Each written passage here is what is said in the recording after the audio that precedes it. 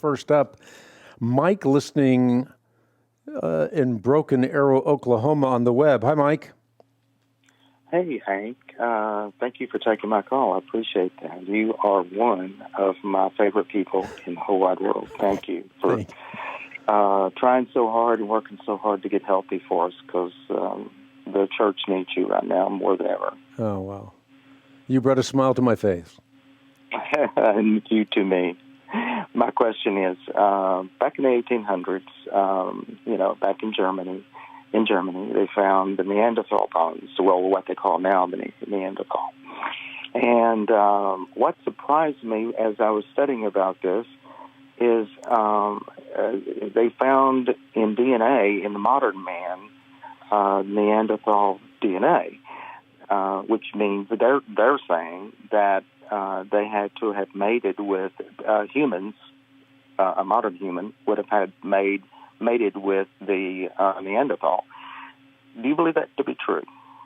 I don't. I think, first of all, this is sort of a seminal moment in fossil finds. This find was in the Kleine meaning little in German, Feldhofer Grotte.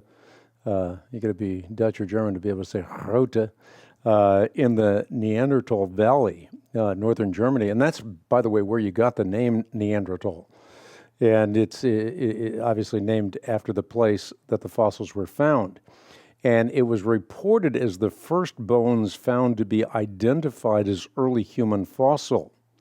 But this remains controversial whether Neanderthal are truly human or ape. Partial skull, pelvis, several long bones, and then a lot of deduction. And this has happened over and over again throughout the years. And we would hope that our mental digestion would become more stout over the years, but I don't think that it has.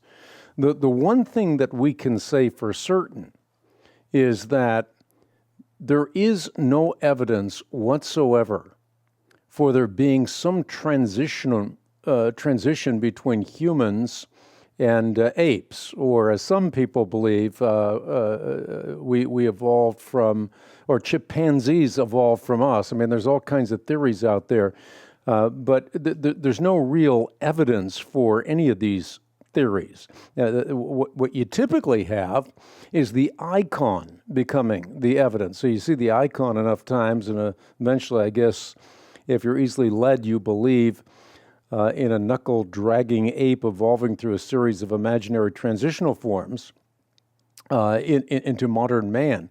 And that, as I said, has appeared so many times that the picture has evolved into the proof. But if you look at some of the icons of evolution in this regard, you find out that the ones that were touted with great passion, I think of Ida, for example. It was supposed to be the greatest discovery, and I forget how many years. I mean, it's some huge number of years. And today it plays no part whatsoever in the supposed process of human evolution. And when you think of the implications of this, I mean, it feeds into this whole narrative that Darwin and neo-Darwinians try to espouse, which is to say that there are lower races and that there are higher, more civilized races. So Darwin believed that the Caucasian race had beaten the Turkish Hollow in the struggle for existence, and said at no later date, an endless number of lower species will have been eliminated by higher, more civilized species throughout the world. Or Huxley talking about the fact that these lower species would not be able to compete in a race in which brains were superior to bytes. These kinds of racist statements were being made, but on very flimsy evidence. So again, you think about what has been in the past supposed about these transitional forms, but it's a narrative. It's sort of like Nebraska Man, as I think about it off the top of my head.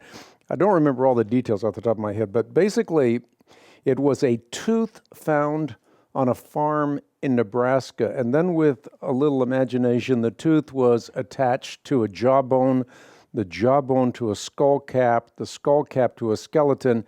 And by the time the story hit the London News, they not only had a picture of Nebraska man, but also Nebraska mom, all of that from a single tooth. A number of years later, they found another tooth, but this tooth was attached to a jawbone, and the jawbone was attached to a skeleton, and the skeleton turned out to be that of an ancient pig. So there's a lot of wishful thinking in these narratives, but the one thing that we know, not only from the fossil record as it is, but from the Scripture, is that from one man God created every nation of men, that they should inhabit the whole earth. He determined the exact times and places that they should live, and he did this so that men might reach out for him and find him, though he's not far from each one of us.